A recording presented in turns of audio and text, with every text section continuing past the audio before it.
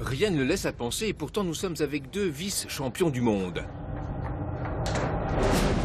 D'escrime artistique. Colline et Baptiste, d'excellents escrimeurs lyonnais qui aiment jouer, créer des chorégraphies et faire monter la pression artérielle.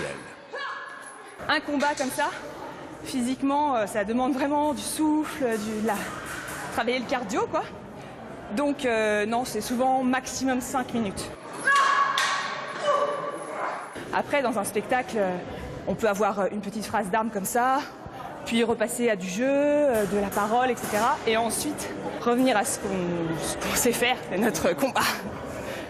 Armé de sa rapière, Colline, une lance pour attaquer chez Baptiste, mais surtout une mise en scène d'après fin du monde.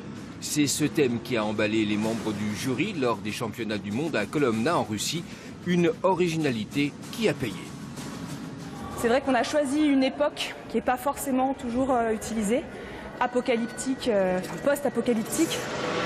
C'est vrai que l'univers de Mad Max, en tout cas, qu'on a choisi, n'avait jamais été fait. Et côté costume, c'est tout à la main. Alors il y a mon vieux pantalon d'airsoft que j'ai sali le plus que je pouvais.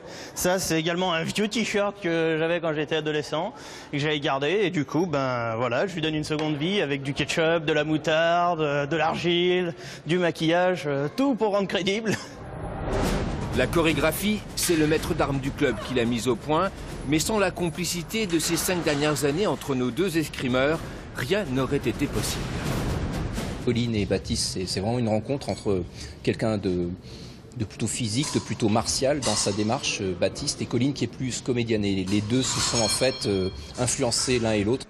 Nos deux médaillés d'argent ne regrettent qu'une chose, que leur discipline sportive ne soit pas reconnue comme l'est le patinage artistique, un vrai crève-cœur.